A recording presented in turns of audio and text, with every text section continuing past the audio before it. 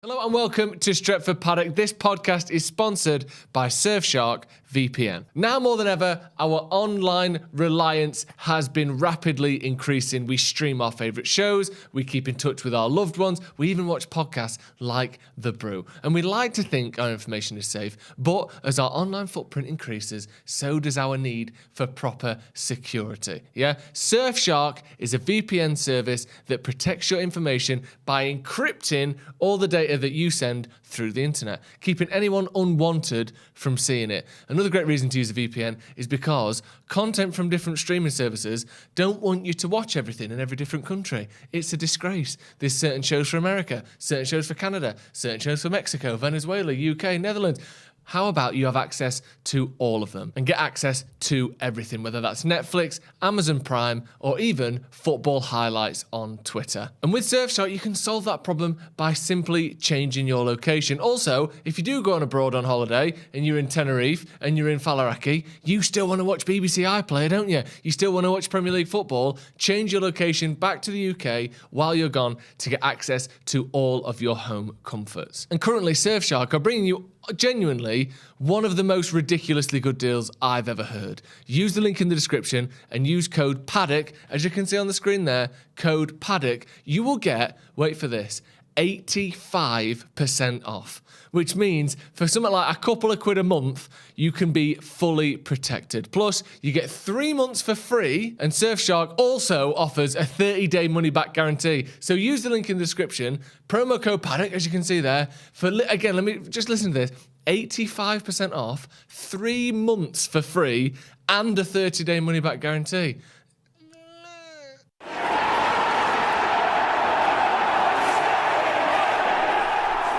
Jay here for Stretford Paddock. This is the Paddock Podcast. Joining me, as always, is Mr. Joe Smith. You all right? I'm very well. How are you? Yeah, not too bad. You in charge of the comments today? I'm in charge of the comments to get your comments in. Yeah, and also making your debut on Stretford first Paddock. Time. Lauren Page, thanks for joining us. Thank you. I'm excited to be here. Yeah, no, we're grateful for you to come in on the channel. Actually, It's been too long. We should have had you on ages ago. Yeah.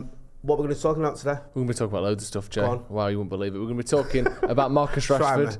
The situation that has arisen around Marcus Rashford, which to me just doesn't need to happen. That's the annoying thing about all of this. It shouldn't be happening. So it's avoidable. It's very avoidable. We're going to be looking at midfield options. Yeah. We're going to look at potential. There's been some quotes, not from Sabitzer, but supposedly from his camp, suggesting that he'd love to be at United next season, and we'll talk about whether that will work, what's going on with the new Bayern management, that sort of thing. A little look at Christian Eriksen as well. We can have a little sneer perhaps at Tottenham Hotspur. Jay, there's so much to talk about. I do love a good football's sneer. Back this week, proper football. I know, man, it's been long this week. Finally. This whole week without any real football. Sorry if I don't get excited about England playing in qualifiers, but it just doesn't do it for me. Yeah. Get involved in the chat and the comments. We'll hear from you guys. Don't forget as well, if you've not done already, to hit like, share and subscribe. Right, we'll start with Marcus Rashford, because this is one sort of that came about because Marcus went off injured against Fulham, right? And we kind of knew where this was going. Yeah. Well, I did. I think we all did, didn't we? It's not we like all hoped anyway. Yeah. We saw him coming off against Fulham in the last 5 minutes of the FA Cup game. You thought, this stinks of him not being fit for the England game. He wasn't. He's played 49 games this season. He obviously needs a bit of a breather. Plus, if he's not 100%, I don't think he should be playing for England anyway.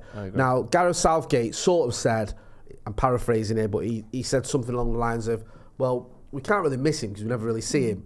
Those were his exact words, but that was getting at because Marcus has missed, I think, 4 of the last 5 internationals that haven't been major tournaments. Yeah.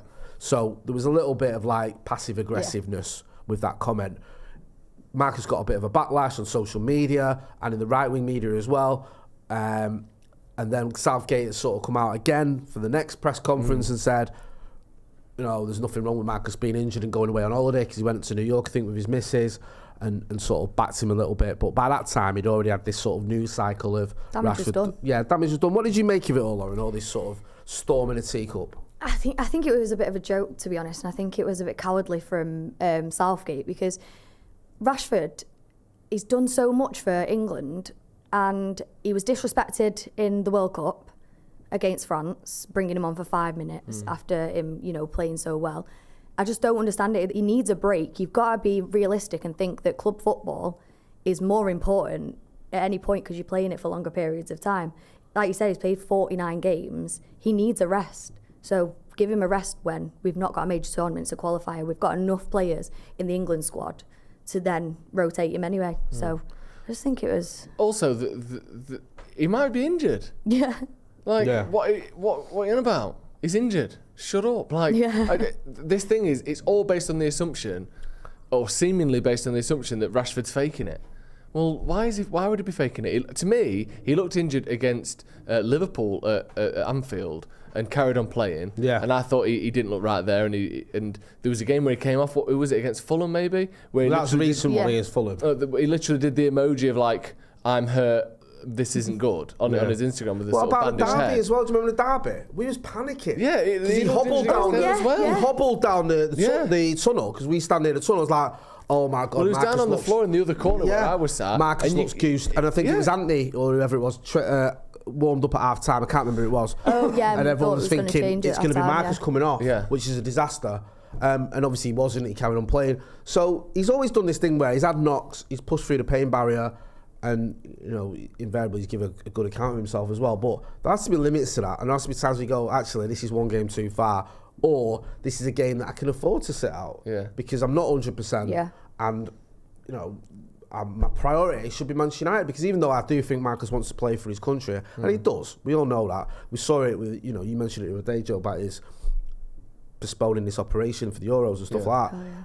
But he has to sort of prioritise himself and say, okay, look, if I'm not 100% and I go and play these back-to-back games for England, then for the Newcastle game, there's a good chance I'm not going to be at full fitness, which isn't all right. And there's two other things to remember as well. Is the first one is there's no international tournament for England for just under 18 months. So he's got plenty of time to play himself back. It's not this summer, is it? It's not the 2023 Euros, it's the 2024 Euros. So he's got another year after this to make up for missing a couple of games. The other thing is, he under Southgate, well, under anyone, but it's been Southgate that pretty much the whole time has been, of an ability to be playing for England.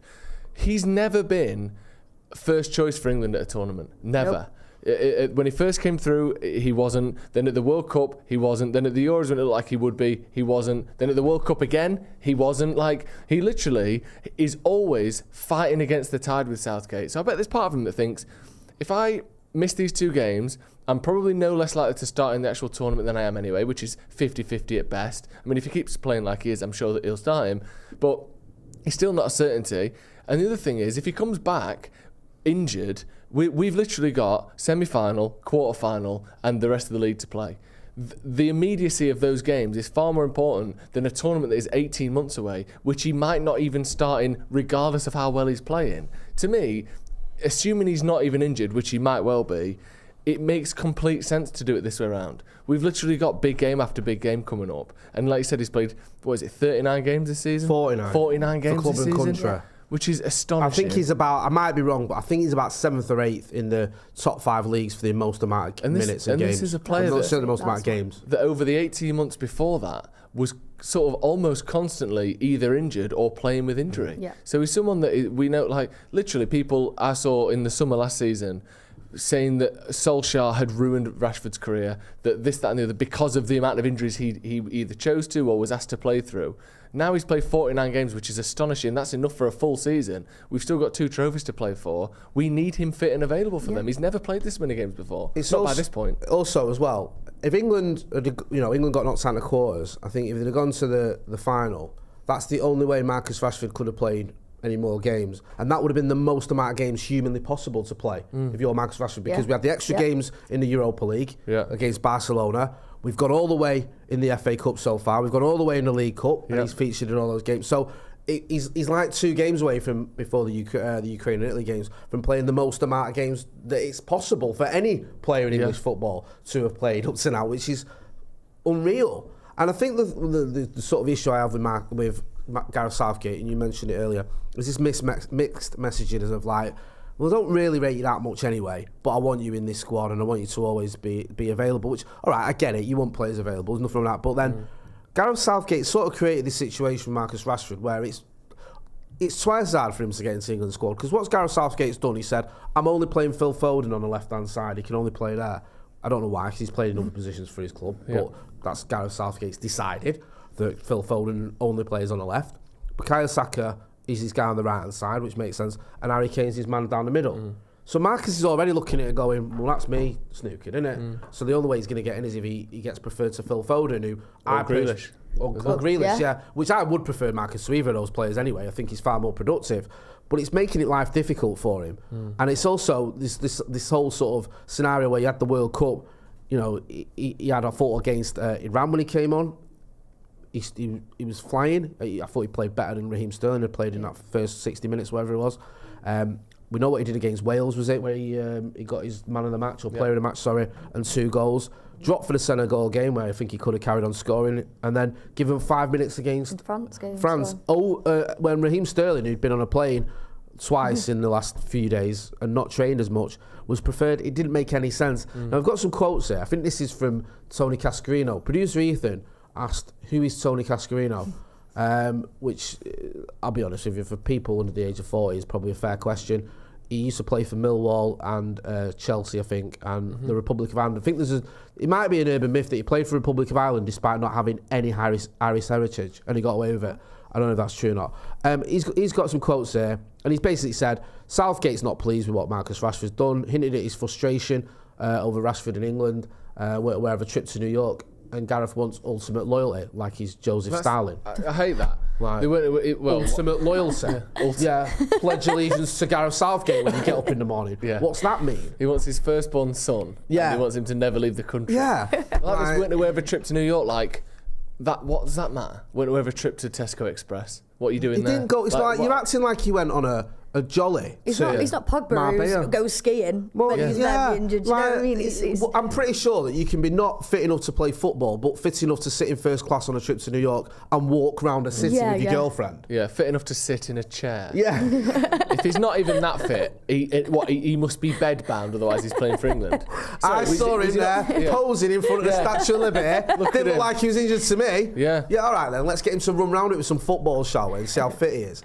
It's nonsensical. And I think the sort of irony in all this, and one thing, it kind of annoys me, this, is you see this sometimes, where if you're going to believe something and you're going to say something, say it with your chest out. And Gareth Southgate said one thing and then he sort of backtracked on it and gone, well, actually, I ain't got a problem with him not being in the squad. I ain't got a problem with him going to New York. When that's not what you were insinuating 3 days ago. And he's probably seen the backlash. He might have even, I doubt it, but he might have even spoke to here's Marcus what he said since. Go on. So he said, once Marcus is ruled out, it's entirely up to him how he spends his time. So that's, I guess, against these claims that he shouldn't be in New York, which is fair enough. The players don't get a lot of breaks, and I'm sure some of them will be flying off after tomorrow's game if they get 48 hours off with the schedule as it is. We're always linking up with clubs on scans and assessment. There's always there's also how each individual player feels, so there's a lot involved. I'm always working with the players on what the best solution is for them. Of course, we always want the players, and we want to work with them as often as we can. In every squad, we always lose a couple. My focus has been on the group that is here, and how do we win these games? So that's his kind of reaction to it all, of kind of going, well, you know, it doesn't matter where he is and all this stuff, but the initial thing was a bit of a snarky comment. Yeah, I just think my annoyance with it as well is because so many have gone home now, like Foden went, Reece James went. He didn't make any comments about them. Yeah. Why was it just Marcus Rashford? I don't get it. It seems like I know, I hate it, but I was on TalkSport yesterday, and Sam Matterface spoke about it, and he sort of said that Gareth Southgate, remember the Smalling incident, Chris Smalling Was it this video here, Joe? Yes, that's the one. Yes. Chris Smalling was criticised by Gareth Southgate. He kind of, I can't remember what he said, but he more or less said, he's not good enough, basically, or whatever. And he got a bit of a backlash for that. And I think he said he'd learned from that, because that was when he was quite early as a manager, England manager, not to say things about certain players and play your cards a little closer to your chest.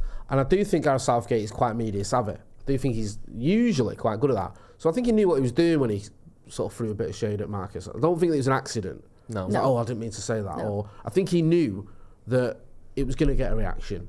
And then now he's sort of, maybe that reaction's gone a bit further than he liked or whatever, or he's upset, he's worried that he's going to upset Marcus because of all the stick he's getting.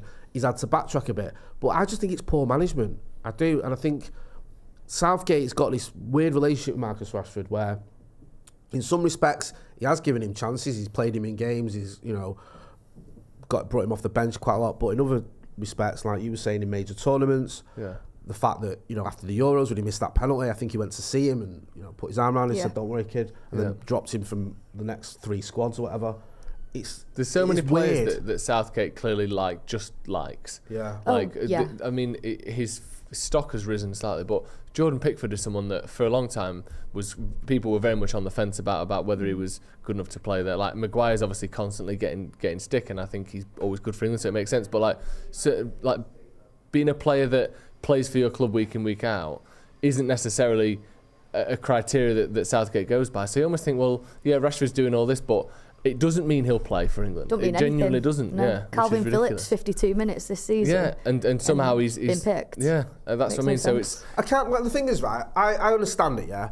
I think as an international manager, I think you might have certain players that are just your guys. Yeah. That just because I think the issue is if you just pick players on form, you're constantly changing your team. Yeah, you can't do that either. Yeah. Dean Henderson would have been in goal for him for about a month. Yeah, and then Nick Pope would be in. Yeah, and then Nick Pope would be in. And then, you might have someone else who's in your defence. You might, I don't know, it might be Tyrone Mings for a week. Yeah. Do you know what I mean? And then it just doesn't work. You have to have some who you go, they're my guy, regardless of what's going on for the club, unless they have a complete and utter disaster. I'm going to stick with him. I understand that, and it's been relatively successful. Because I think he does have some players that will play so much better for England than the club. So. Like, everyone, I remember in the start of Euros, Harry Maguire wasn't fit, Tyrone Mings came in, everyone was raving about, we don't need Harry Maguire. Harry Maguire comes back in the team. You can see he's much better than Tyrone Mings. Straight away. He is, and you might not be Harry Maguire's biggest fan, but he just is.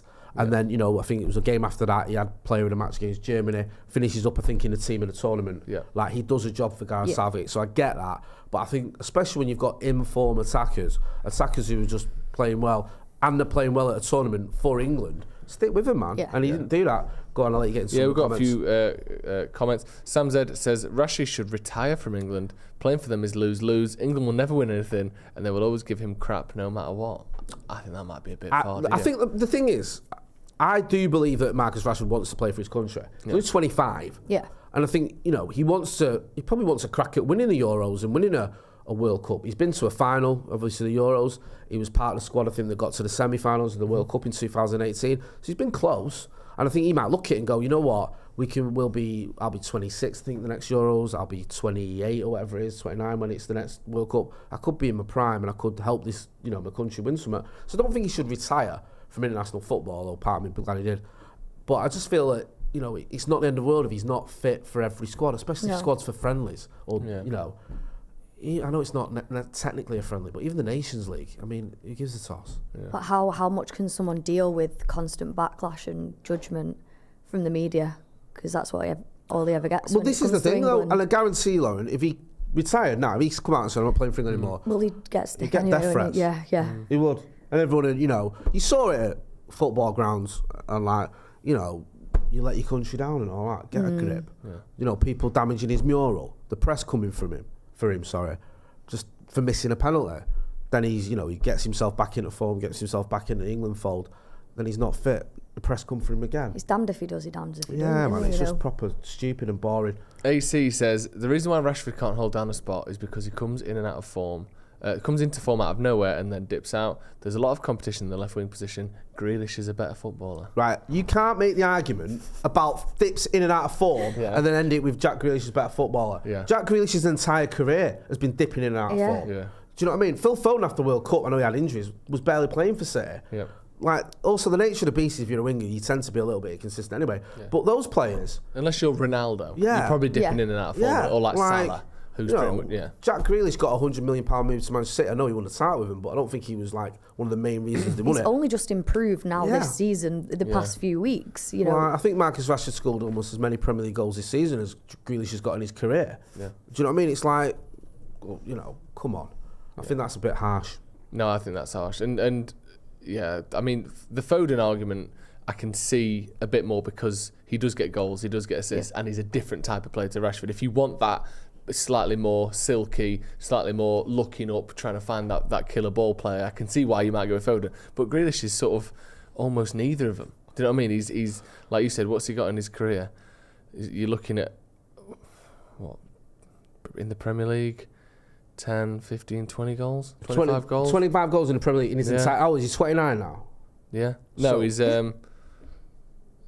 27, sorry. So 27, he's not past it by any stretch, but he's been around there and about for 10 years. Yeah. Well, listen, the fact is, I quite like Jack Grealish. I do. I think he's an exciting player. I like watching him when he plays for England. I'm not trying to have a dig at him, but I think this idea that he's much better than Marcus Rashford. If you sold Marcus Rashford tomorrow, you get more than 100 million for him. I guarantee it. Yeah. And I don't want to prove everything, but he is literally one of the most productive attackers in Europe. And he's been that way for, I think, 3 of the last 6 seasons. So, this idea that he's inconsistent, yeah, he is, I admit that, but so would most wingers, and I don't think he's any less, any more inconsistent than these players. And he's not been inconsistent this season. I don't think so. I think there's been 1 or 2 games where he's maybe been a little bit more missing than we're used to now. Yeah. But on a whole, he's had an amazing season, and he's on to be one of the top of the this season of players. He's mad at it as well because he's had quiet games this season where he's still scored. Yeah. Well, it's just he's not inconsistent. He's not that played that well, but he's scored. Yeah, he's had 1 bad season, which I wouldn't say is inconsistent. I know he has, times where he's better than others, but he's still getting 20 plus goals most seasons. Like 3 of the last 4 seasons, he's got 20 plus goals. That's not inconsistent. That's just very, very good. And also that season, that bad season he had, Harry Maguire was shocking. Luke Shaw was shocking. Yeah. No one's questioning them being an England team. Well, no. Do you know what I mean? Because they're playing really well now. And Harry Maguire is one of his guys anyway. Luke Shaw's playing well now. That's why he's in the England team. Marcus Rashford's just the same. Yeah. Do you know what I mean? I mean, the whole United team, barring probably Cristiano Ronaldo, maybe De Gea and Fred, fell off a cliff under Rangnick, didn't they? Yeah. Should we move on, Jack? Yes, let's move on to our next topic. Yeah. Marcel Sabitzer. Injured. Fast becoming my favourite Austrian. Really? I know it used to be. You not like Ralph Rangnick. Oh, yeah. Yes. That was it, yeah. I know, we both know what you were going to say. But no, it wasn't Adolf Hitler. It was Ralph Rangnick for a small period of time. Now it's Marcel Sabitzer, who has done really well since he's come to Manchester United. He's not been unbelievable. I think he's been good. What have you made of him, Lauren? I think every time, when he's come on and he's played, he's done the job that he was signed to do. And we brought him here. It was funny, I was talking the other day, and people are now just suddenly realising that he's a really good player and can take great free kicks and things like that. And it's he did it at Leipzig. He did it for Austria. We've seen this, but people are only just realising it now. Yeah. I think we should keep him 100%. And I think, obviously with the quotes of them saying he's enjoying it United and he would like to stay, that's half the thing I ask from a player, is to want to play for the club. Because I think we had years of players not wanting to play for the badge and they're just playing for the money. So now, I like Sabitzer, and I think what he can do for us is what we need. Well, let me go through some of what he can do for us. Yeah. Because I've got some stats here, and just general stats, and then in comparison to Christian Eriksen, who I think he's sort of come in for during this injury. But I think they would complement each other really well. I think, obviously, depending on where you want to put Bruno, maybe on the right-hand side, or give him a rest, I think you could have a midfield of Casemiro, Sabitzer, and Eriksen. Because Eriksen's passing numbers, by the way, which just looking at some of his stats are absolutely outrageous. See a lot of green there on your screen. Which is we're looking at FB Ref here, which is obviously, I think, powered by Opta, so, legit, very good stats, and you can see it in comparison to other players of that position across the top 5 leagues. So, just sticking with Sabitzer to start with, in terms of the attack, not particularly great. Not sort of top class, but some standout stats still. Is in the top 10% for non-penalty XG, which obviously means he's getting himself in good positions to take shots compared to other midfielders. His progressive passes received is in the top 15%. His shots generally is in the top 5%. His shots on target is in the top 4%. His goals and assists are all in the top sort of quarter of players. So, just generally good attacking outlet. Yeah. Someone that can get the job done. But defensively, fantastic. His tackles per 90 are in the top 5%. Tackles 1 per 90, top 4%. Tackles in all 3/3 of the pitch are in the top 15%. His tackles and interceptions together, which is obviously just how defensively sound you are, is in the top 5% of all midfielders across the top 5 leagues in Europe over the last year. He's just excellent. And he does a lot of things under the radar, I think, Sabitzer, where because he's not, pumping out those numbers that Eriksen did before he left in terms of assists and stuff like that. But that's not the type of player he is. And I think sometimes that means he doesn't get the credit he deserves. But if you compare him to basically, to me, he's more of a kind of McTominay replacement or someone that can sit alongside Casemiro deep. I think he's steps ahead. I think what he can do is so much more well-rounded and so much more consistent. That tackles and interceptions are your absolute bread and butter for a defensive player, aren't they? Yeah, of course. You have to be, your position has to be good to get interceptions, and your timing has to be good to get tackles. And he's clearly got both of those things in abundance because, like I said, he's in the top 5% of all midfielders across Europe. Like, in comparison, Eriksen is in the bottom 2%. But again, he's not designed to do that. What he's about, is it? But yeah, I just think, fortunately, as we found out in the derby, I think. Yeah. But that's what I'm saying. I think if you look at how he would play, I think if you say like Eriksen, you're kind of picking for sort of 60% of the games, the ones where we're more likely to win, or maybe at home against the bigger teams where you're more likely to need someone to cut through the lines. But I think there's a good 40% of games there where the profile of Sabitzer would suit United more, like those kind of tricky away, maybe like a Wolves away, where you know it's going to be cagey, Leeds away, and then a lot of the big teams. I think he would be perfect in there alongside Casemiro because, like I said, he has got those sort of elite defensive stats. But Bayern only paid 16 million euros for him. And I couldn't imagine that transfer has been such a success that we would have to pay more than that. No. So you're looking at 16 million euros max, I would guess. And to me, that's an absolute no-brainer. Like, I don't think he's been world-class or amazing at United, but he's certainly been, more than just making up the numbers. I think he's been really good. Would you keep him? I would.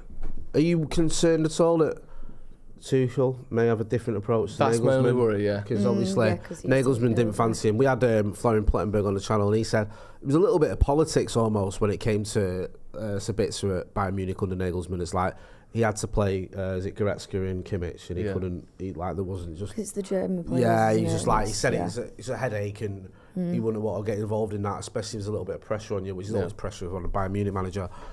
I don't know. I mean, I've no idea. It's just, you look and you go, is this same manager going to feel the same way about him, or is he going to go, actually, I can use this guy, he fits my system, whatever. I would love to see Spitzer, and I think, like you said, I mean, you both said it, he's been, pretty solid. You can see what he's good at. I've got no qualms, like you were saying, when he starts games. I'm not worried. I'm not like, oh my God, why is he starting? I think he's better on the ball than either Fred or McTominay. Yeah. I think, he's probably... I think he reads the game better than either Fred or McTominay.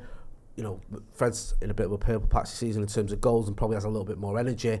But other than that, I think Sabitzer is superior to both of them. And I quite like Fred, if I'm being honest. So I just feel like if we can get him, and especially if it's not going to take a big chunk out of transfer budget, because it could be like 20 million quid or whatever, then get him. Because the thing is as well, if you've got a midfielder, I know he's 29, so he's not a kid, but if you've got someone who's come at United, shown they can handle being at United, handle the Premier League, do a job, and you can get him on the cheap, get him. Yeah. Do you know what I mean? We need rotation anyway, so if it's a cheap enough signing, then it is a no-brainer. Then you've got that rotation. Exactly. You could go out there and you could decide, this summer we're going to, for one of our backup midfielders, we're going to go back in for, say, Rabiot. Yeah. And he might come in and be terrible. Yeah. Do you know what I mean? He might be like, he just can't handle it, he's just not that guy or whatever. I mean, okay, he's arguable, he might come and be amazing. He might. But with Sabitzer, you've got a good player there for a steal. Do you know what I mean? Like, you look at some of the prices going around for midfielders now. You can have 10 good games and go for 60, 70 million. Now, I know Sabitzer's a bit older, so he's unlikely, but just bring him in. Yeah, look at Chelsea's model at the minute. Mudryk and Fernandes and all that. Some of the Badia Sheila as well. Some of these players have played like 20 games at the top level and they're going for 70 million. It's crazy insane what is going on at Chelsea, isn't it? It really is. Like, I don't even want to be there. I know, they don't want to be there. Some of them don't look that good. No. Like, genuinely, you look at them and you're going, all right, he had some good games, for Shakhtar or whatever. Yeah. But he ain't doing anything in a Chelsea shirt. No. Are we sure about him? Do you know what I mean? It's weird. Like, for that sort of money, you'd want a bit of a guarantee almost. Like, we know this guy can do it at the top level. He's done it for at least 2 seasons. Do you know what I mean? Like, we took a punt on, hadn't he? Yeah. And he'd at least done 2 seasons, and the manager knew him. Yeah. So he's worked with him. That's and what it is. The manager knows him, so it's a little bit I know this guy, and I know this system, and I know this level, and he can cope. Before Enzo Fernandez, and to be fair, he looks a good player, but before Enzo Fernandez moved to Chelsea, he'd played for River Plate, he'd been on loan, and then he moved to Europe and played 17 league games for Benfica and got sold for £106 million after 17 league games in Europe. I mean, even if you want to include River Plate, if don't slander River Plate, 40 league games for them. He's played 57 league games at the top level in his career, and he's sold for 106 million quid. Me and you was chatting earlier. That is unbearably mental. That is like, if you look at someone like Adnan Januzaj, after 17 games for United, you've gone, he's mint. Yeah. Like, this kid's class. Yeah. Like, you know what I mean? If someone had come in with a big offer and got him, you'd have been gutted. I can't believe we let him go, can't we? You know what I mean? I remember him getting offered a big contract because we were scared he was going to go to somewhere else. And yet it didn't work out for him. There's such an uncertainty at a player at that age. Yeah. You have players that, Kiko Makeda had a mint first season and a half, whatever it was. It happens. Enzo Fernandez joined Benfica this season. Right. He joined them this season, Jay, and got sold for 106 million quid the same year. The same year they bought him for 10 million euros. Whoever's doing their transfers wants a massive bonus. Honestly. Because that is elite transferring. I don't know if this is true. This can't be true. I honestly wouldn't be surprised, and it won't be far off, if Benfica have made as much in sales in the last 15 years as United have made in their history. Because we make...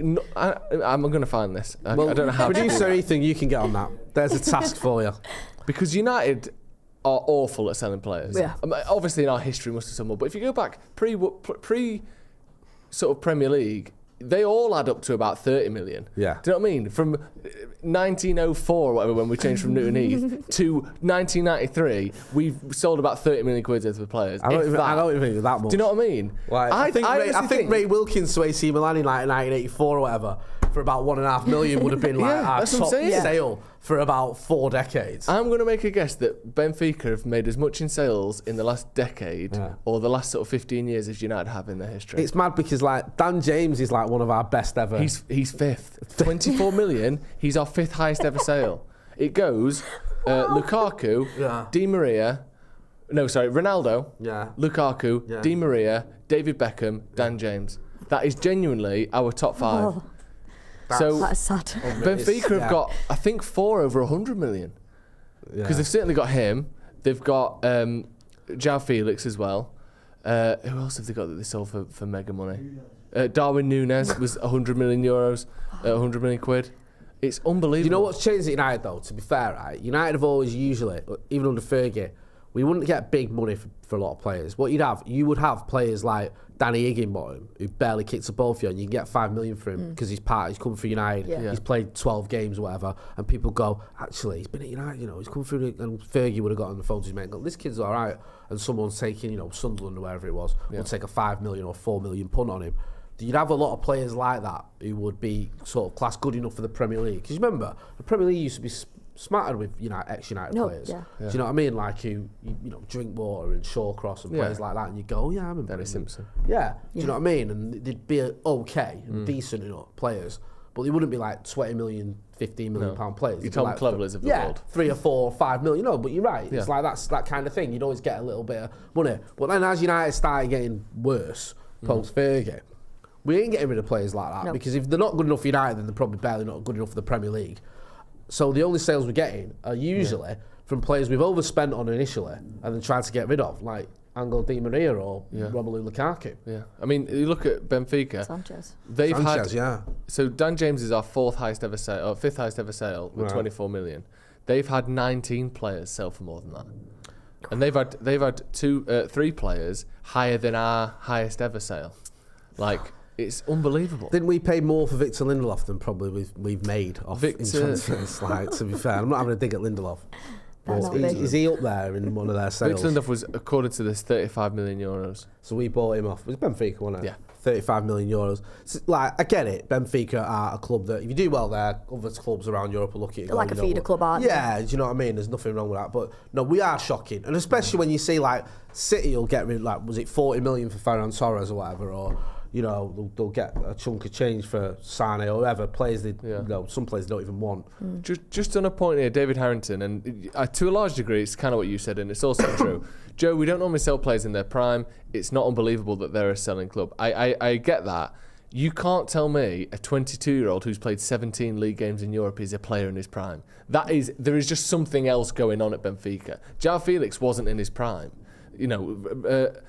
Ruben Diaz wasn't in his prime. He was 21 when he went to Man City for 71 million euros. Darwin Núñez is 22 when he went for 80 million. These aren't players in their prime. We saw Ronaldo in his prime, but all of these, look at the age of them. 19, 22, 23, 23, 23, 28, fair enough, Jimenez to Wolves. 23, 22, 18, 22, 23. Like, none of these players are in their prime. It's potential that they're selling, but for whatever reason, the rest of Europe just believes, and with decent reason as well, you look at them, there's not many failures in there. We just believe that Benfica can sell potential better than anyone else and with better success rate. Because it's just, you look at a lot of them, it's Felix, he wasn't worth what they sold him for, but he's not a bad player. Enzo Fernandez, too early to say. Darwin Núñez, I would say the same, but he's decent. Diaz, excellent. Edison to City, excellent. Axel Witsel went around Europe and has been pretty good everywhere. Jimenez, until his injury, was excellent. Nelson Semedo playing at Barcelona, decent. Lindelof, Di Maria, Coentrão, Rodrigo. These are all players that none of them have failed, really. It's mad. Even players like Matic and David Luiz, you go through that list, there are very few absolute stinkers on there. So maybe it's for good reason, but it's still mad, isn't it? It is mad. Yeah, it is mad. I mean, United and transfers have just been all over the gaff for the last 10 years, and it's only under Ten Hag. It kind of, we get into sort of more on an even keel because we went through so many players under so many different managers and big punts on them, like Maguire 80, Pogba 89, Lukaku 79, Di Maria 70 or whatever Fred it is. 50. Fred 50. I mean, it's a punt, innit? Aaron Wan-Bissaka 50. It's like, these are all big signings, and then you've got another manager who comes in and goes, I don't fancy him. Yeah. Like this player that we've just bought 2 years ago. Sell him for less than half. Yeah, just get rid of him. Yeah. It is a bit mad. Sorry, go on. Just a couple of super chats. Fergus McClement says, even comparatively, United would never have got 30 million for Ryan Brewster, which is a good point. Although it's made me realise something. The reason why a top team can't ever get 30 million for Ryan Brewster is the reason. Who was it who sold him? Liverpool got about that for him, didn't they? See, I suppose that's well, kind of the thing with Liverpool point. is, right, they seem to get 20, 30, 18 million for bang average players. Yeah. When Bournemouth was just buying Jordan Ibe and Dominic Solanke and all them off him. And you're like, okay. But the assumption, I suppose, is if United are selling them, then we are saying he's not Man United quality. Yeah. Whereas if Benfica are selling him, they're saying he's too good for us. Yeah. No, it's a lot of bit. Whereas we can't really do that, can we? We can't go, he's too good for us, let me sell you to... You only get away with that worse than United. Like we did with Fergie, if you're winning titles and trebles and all that, and you go, I've got a kid here who's mint, he's just not one of the best midfielders in the world, which is our levels. And he just can't fit into us at the moment. Do you know what I mean? He's not knocking Paul Scholes or Roy Keane out of this team anytime soon. Yeah. But he's still a very good footballer. Yeah. 18 million for Jordan Ibe, 20 million for Nico Williams to Forest. The maddest one of all is Liverpool got 31 million euros for Christian Benteke, who went there and was awful. And you sell him on at 25 years old for almost the same as what they paid for him. You know why that is, don't you? Why? That overhead kick at Old Trafford. That's all he's got. The Martial debut. Hey, I remember my mate was giving him dogs abuse as well, saying, you're just another MLS and all this. And then a minute later, he did that overhead kick. God. I was like, nice one. Right. I want to talk about Antonio Conte. Yeah, he's out. He's left Spurs. Mutual consent. I think they mutually agreed that he was a disaster for him and he didn't want to be there. I think, they mutually agreed that he wanted to leave. He wanted to leave before he killed someone. Or before he did another press conference. It was like, right, we either let him go or we turn his microphone off, whatever is the easiest option. Now, during the end of Ole Gunnar Solskjaer's reign at Old Trafford, there was a lot of people, and I don't blame you, who wanted Antonio Conte at Old Trafford. A very good record, been in the Premier League, won the Premier League, won the FA Cup, of course, against Manchester United. Done well at Inter, had done well before he came to the Premier League. People looked at it and go, okay, he's a short-term option, but he's someone who can give us a bit of silverware, and we were lacking that. It's not worked out at Spurs. Do you feel like, Lauren, this proves anything? Do you think it shows anything with the way Ten Hag's gone about things? And do you feel, when you saw that, did you look at it and go, we dodged the bullet there, or do you think it was a different scenario? No, don't think we dodged a bullet. Don't get me wrong, I'm so happy with Ten Hag, and I'd probably still prefer Ten Hag over Conte, but I wasn't, I didn't say no to Conte when we were looking at it. Yeah. But I think this situation with Spurs, I don't necessarily think it's actually anything to do with him. I think it's more the players that no longer wanted to play for him. Right, okay. Because they want Poch back. And I think a lot of them players have so much influence in that dressing room that Conte just couldn't do anything. He lost control, I think. There's got to be, right? And I think you make a good point. A bit of self-reflection of some of these players where you go, Jose Mourinho has won trophies everywhere he's been, right? Including at Roma now. Yeah.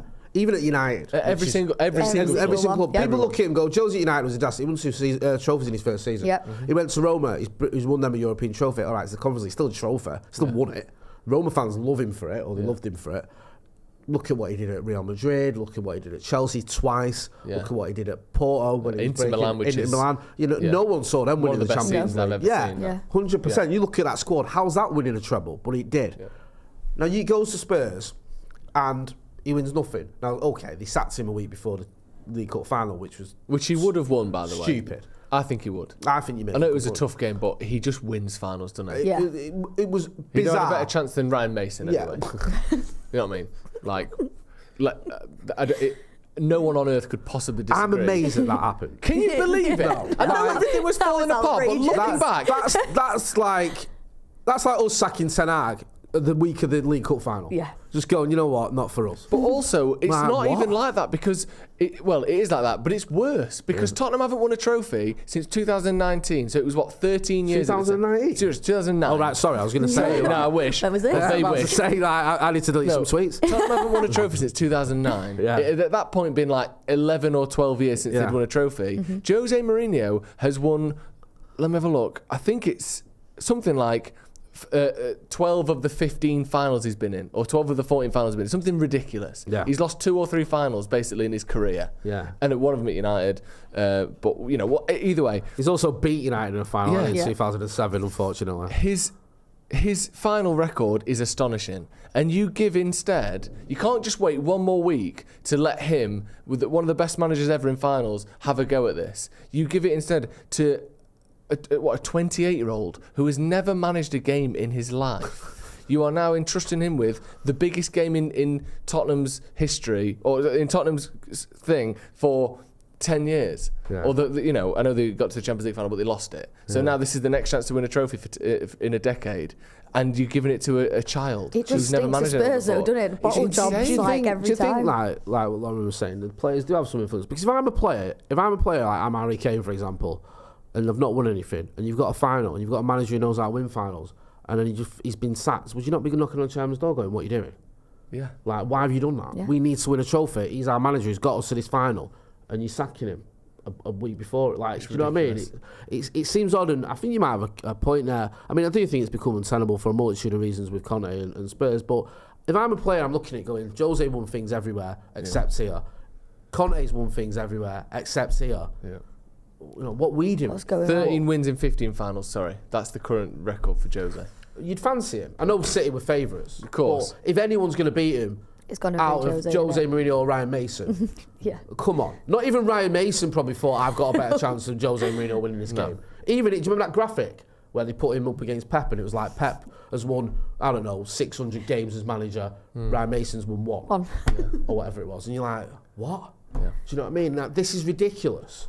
Like, it doesn't make any sense. There was a theory on there that Levy wanted him gone. He thought if I let him win a trophy, I can't get rid of him, and I want him gone. Well, that's like so counterproductive. I don't even know where to begin with. They're a weird story, aren't they, Tottenham? Because on one hand, you can look at them and say they're the only team that haven't spent the money of. Let's take away United, Liverpool, Chelsea, and City, who have spent more money than everyone else. I think even Liverpool have, who sort of claim they haven't. They still have. If you take those teams away, they're the only one who haven't really had big fluctuations in where they've finished. Do you know what I mean? Yeah. They've stuck around from 7th to 3rd for well over a decade now, which is impressive. That's not easy to do. You've seen Newcastle come and go under Pardew. You've seen sort of West Ham have a crack at it. You've seen all this, but Everton used to be there, but then they fell away. So in one hand, that is commendable because it's not easy to do that. They've built this sort of global presence. They've got this new stadium, which is brilliant and all that.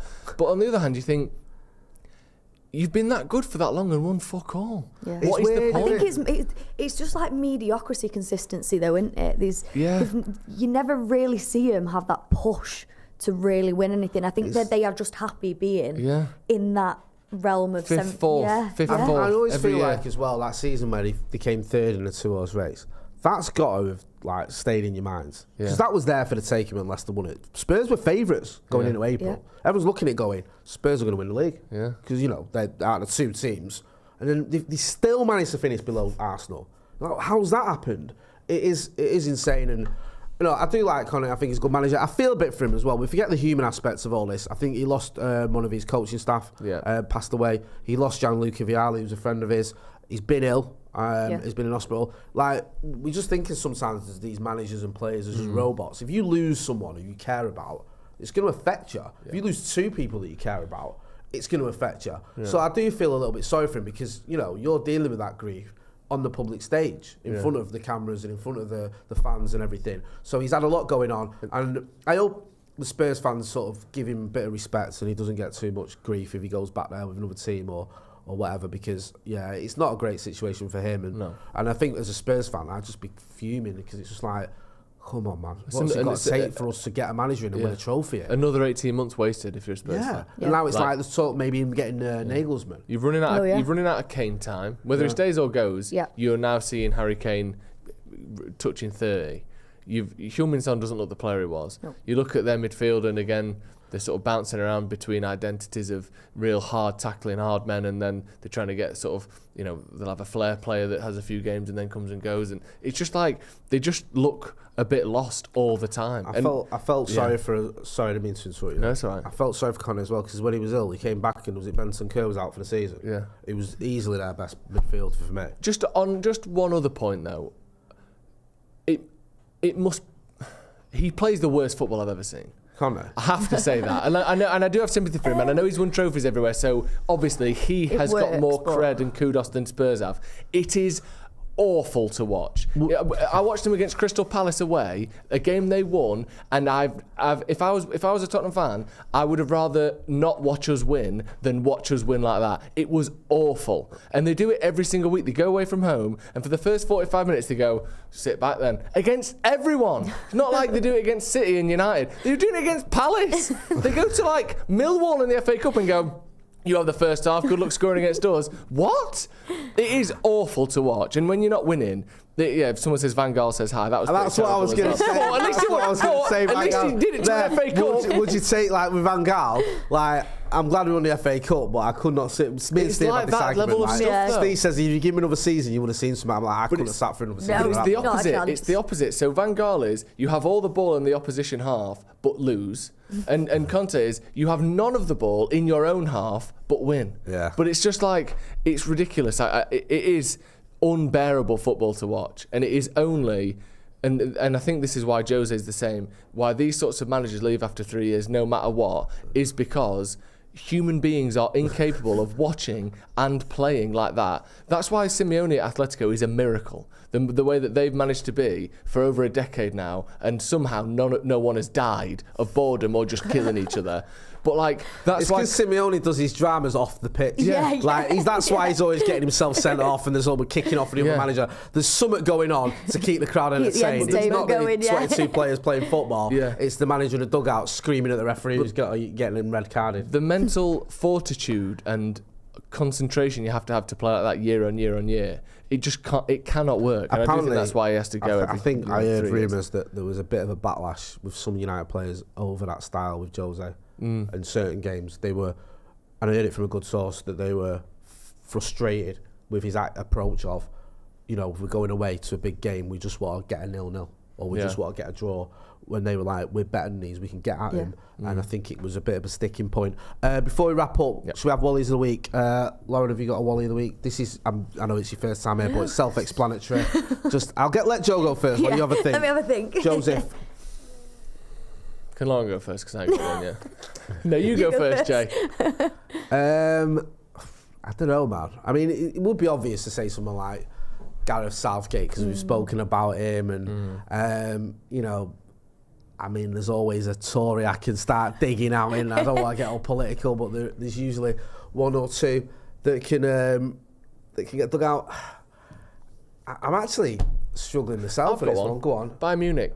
Right, okay. You're 1 point off top. Yeah. You've won 8 Champions League games this season, all of them, and you're sacking your manager. And the excuses they came out with are the most Twitter over-analytical, like, stat tweets I've ever seen. Do you know the sort of people on Twitter who would sign, like, some Chilean third league manager for United because he's got a really high intensity rating? Do you know what I mean? That kind of like, why aren't we getting this person? You think, because he's shit. And you can show me this stat and it still means he's shit.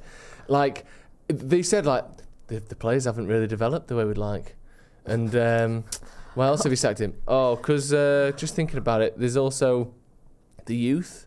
What? What do you mean? You're second in you're 1 point off the top. You've won 8 out of 8 in the Champions League. You've just beaten PSG twice over 2 legs. Yeah, but it's just not quite the detail we're looking for. I would feel like this going into the City game, because they were flying in the Champions League, weren't they, Bayern? And it's like, people go, oh, Tuchel, you know, he beat Guardiola in the final a couple of years ago, and you know, he's beat him actually quite a few times as a manager. He had a really good record, didn't he, at Chelsea? But I don't know, man. I just feel like I can't help but shake the feeling this is kind of giving Guardiola a bit of an advantage. Let me just read this Oliver Kahn quotes on why Nagelsmann was sacked. Yeah. The quality of our squad has shown less and less often. Since January, we played less and less successfully and attractively. Strong fluctuations in performance put our goals in danger this season, but beyond also this season. So we reacted. Beyond also this season, what, when you won the league comfortably again last season? Beyond also this season? Yeah. What is that? I don't know. What does that even mean?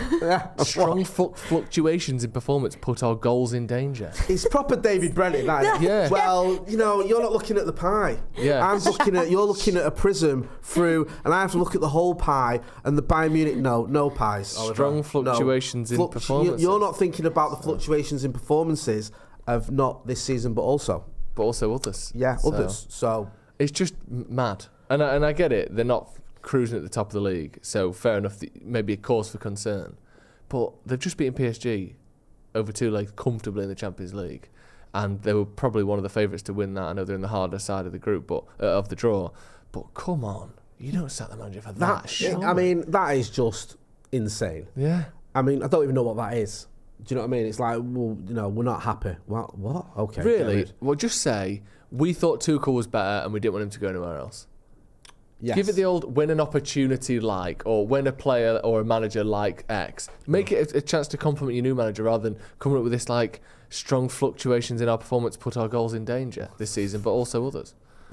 Okay, bye. What? Because that's not a thing. Yeah. Go on then, Jay, what's yours? I'm going to go with, do you know what, an old favourite, I've not had him for years, I think, Donald Trump. Oh, wow. Yeah. Like, this guy's on a stage showing pictures of the insurrection going, we need a bit more of this. This is what we need. We need to take back the capital. And like, how is that allowed to happen? How is he encouraging more violence? And everyone's like, yeah, sound. Honestly, it's just nonsense. And while I'm on the subject, did you see that teacher in Florida who got in trouble for showing a picture of Michelangelo's David statue because it's got his knob out? And people, like, parents like, it was porn, that. And apparently he's been suspended. Oh my God. It's like, what? Am we going mad? That is genuinely mental. Yeah. If you walk around Italy, they're just out. They're everywhere. All the time. The Republicans want to ban Italy now. It's like ban art because it's filth. It's like, come on, man, get a grip. We are living in 1984. Yeah. Lauren, sorry. Do you know what? It's a bit light-hearted, but it was a customer at work this morning. Oh, actually. That's nice. Go on. Dropped 2 packs of eggs on the floor, smashed everywhere. Didn't tell me, but I watched her do it. And then I had to go and pick it all up. Did you not go over and say, I just went, I'll do that, don't worry. Oh, bless you. Sarcasm. Well, I hope that customer's happy with herself, because Lauren, before she came to this podcast, had to clean up them eggs. Lauren, where can people find you? Lauren_page 07 on Twitter. 07, what a great number. Joe, where can people find you? Sloppy Joe's podcast. We've got a Patreon exclusive coming out today where I've spent 24 hours in McDonald's, and that's coming out today. So you spent 24 hours in McDonald's? Yeah. Really? Yeah. How'd you get away with that? Yeah, it's great. Hey. Honestly, it was meant to be a punishment. Yeah. Ace. I love to have that conversation with my lot. So I'm just going to spend 24 hours in McDonald's. No, you fucking not. Get home. Right, okay. Do you want a McMuffin? Yeah. You can get me a McNuffin, but you're not spending 24 hours in there. You can get the kids a Happy Meal as well. Right, sorry. We've also got an interview with Andy Cole. I'm not just saying this. Genuinely, the favourite interview I've ever been involved in my life, right? We sat down with him, me and McCullough, for 100 minutes. It's literally that long. And he spoke about everything, his career, different managers he played for, what it was like being at United, his illness as well. Don't forget he had to battle a serious kidney disease. It's all in the name of his kidney fund as well, and he's doing a charity golf day. Go and check that. It's available on all audio platforms too. The response has been brilliant, and I love it. I love so many people have been retweeting it, sharing it, and you know, I'm not even going to deny I was proper fanboying it because I absolutely adore Andy Cole, and he was great. He was just such a good guy, and it was so great to chat to. So go and check that out. Go and check out Sloppy Joe's. Go and follow Lauren on the socials as well. Check out Surfshark as well for sponsoring, and thank you for sponsoring, should I say, the show. Use the code Paddock for 85% off and 3 extra months free. You can't argue with that. So check out Surfshark. The link is in the description. Click on that. Yes, absolute bang, and go and check them out. That's been Lauren Page. That's been Joe Smith. I've been Jay Motti. This has been the Paddock Podcast. Thanks for watching.